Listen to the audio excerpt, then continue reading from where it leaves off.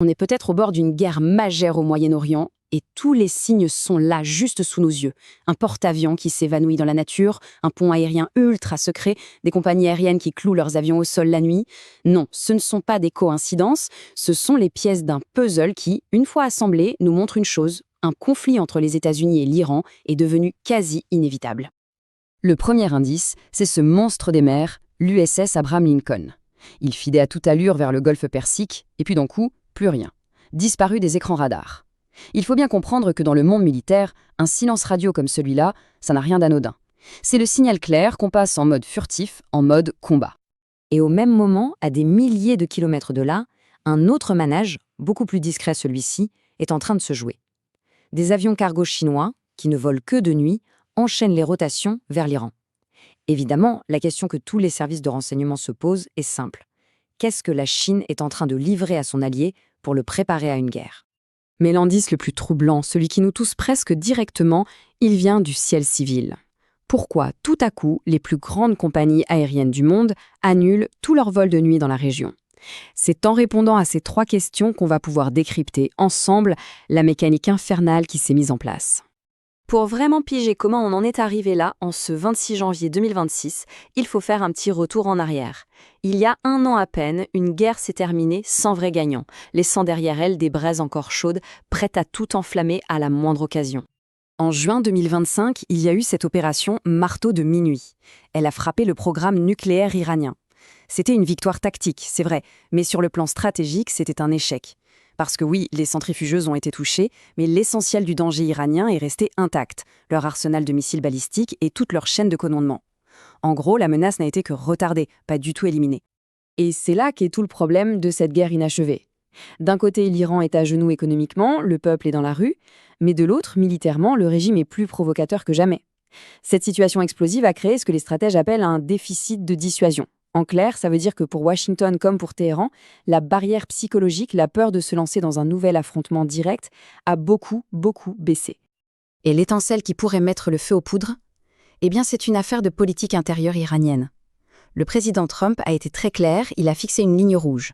Si la répression des manifestations en Iran dépasse un certain seuil, la réponse américaine sera militaire.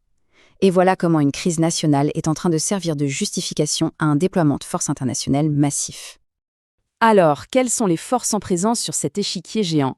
D'un côté, on a une armada comme on n'en a pas vu depuis très longtemps, et de l'autre, un bouclier monté à la va-vite pour essayer de la contrer. Le choc s'annonce titanesque. Le 23 janvier, le président Trump a lâché une phrase qui a fait trembler le monde entier. Une flotte de guerre massive. Le mot armada n'est pas choisi au hasard, hein. Il n'évoque pas une petite opération, il évoque une puissance de feu quasi illimitée, une force conçue non pas pour une escarmouche, mais bien pour une guerre totale.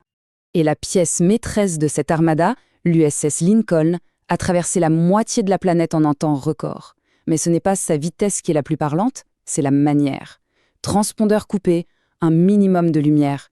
Ce n'est plus une patrouille de routine, c'est un navire de guerre qui fonce vers sa zone de combat en essayant de passer inaperçu. Sauf que cette armada, elle a une partie invisible, et c'est de loin la plus dangereuse. Cachée sous les vagues, des sous-marins de classe Ohio l'accompagnent très certainement. Pour se faire une idée, un seul de ces monstres d'acier transporte 154 missiles de croisière Tomahawk. C'est une puissance de feu absolument colossale, capable de frapper n'importe où, n'importe quand, et sans que personne ne s'en aperçoive. Et pendant que l'armada américaine se mettait en place, la Chine, elle, n'est pas restée inactive. Loin de là. En à peine plus de 2 jours, un pont aérien militaire d'une intensité folle a livré plus de 1000 tonnes de matériel à l'Iran. C'est une opération menée dans l'urgence, dans le secret le plus total, et qui vient complètement changer la donne.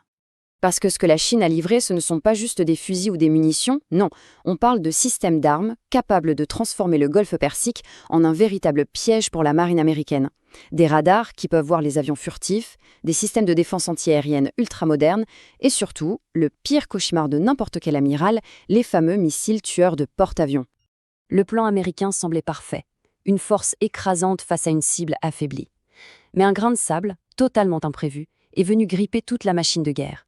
Et ce grain de sable, il ne vient pas de l'ennemi, mais des alliés les plus proches de Washington dans la région. C'est un véritable coup de théâtre diplomatique.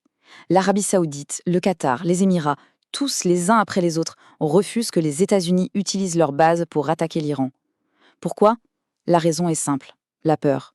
La peur des représailles iraniennes, bien sûr, mais aussi la volonté de protéger leurs énormes projets économiques, comme Neom en Arabie Saoudite, qui seraient les toutes premières victimes d'une guerre régionale. Ce refus, ça change absolument tout pour les stratèges du Pentagone. Sans les bases du Golfe, les bombardiers américains doivent décoller de beaucoup plus loin, depuis l'île de Diego Garcia, à des milliers de kilomètres. Concrètement, ça veut dire des vols plus longs, moins d'avions sur les cibles et une dépendance totale envers les avions ravitailleurs. Et ces énormes stations-service volantes deviennent soudainement le talon d'Achille de toute l'opération.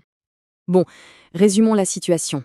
L'armada est en place, le bouclier est dressé, les plans d'attaque sont sur la table, mais ils sont pleins de ratures. On entre dans ce qu'on appelle la zone grise, ces dernières heures cruciales avant le point de non-retour. Et l'indice final, le plus révélateur de tous, il ne vient pas des militaires, mais des civils. Regardez bien cette chronologie, c'est édifiant. Le 23 janvier, les compagnies européennes annulent leur vol de nuit vers la région. Le 25, l'interdiction s'étend à tout le Golfe. Le 26, c'est Israël qui prévient d'une possible fermeture totale de son ciel. Il faut savoir que les compagnies aériennes ont accès à des infos très sensibles des services de renseignement. Si elles clouent leurs avions au sol, ce n'est pas juste par précaution. C'est parce qu'elles savent que le ciel va bientôt se transformer en zone de guerre. Et voilà la clé de toute l'énigme. Pourquoi annuler spécifiquement les vols de nuit ? Tout simplement parce que toutes les guerres modernes commencent la nuit. La toute première vague d'une attaque aérienne, elle vise toujours à aveugler l'ennemi, à détruire ses radars et ses défenses, sous le couvert de l'obscurité. Annuler les vols de nuit, ce n'est plus un simple signe, c'est le dernier voyant rouge qui clignote juste avant le début des hostilités. On se retrouve donc dans une impasse stratégique complète, une sorte de partie de poker menteur où chaque joueur a une main très forte, mais aussi une faiblesse qui pourrait lui être fatale. Les États-Unis ont la puissance brute, mais ils sont forcés de se battre avec un bras dans le dos. L'Iran est au bord de l'effondrement, mais il vient de recevoir un joker inespéré de la Chine. Et la Chine, elle, en protégeant son allié, prend le risque de se retrouver aspirée dans un conflit qu'elle ne voulait surtout pas.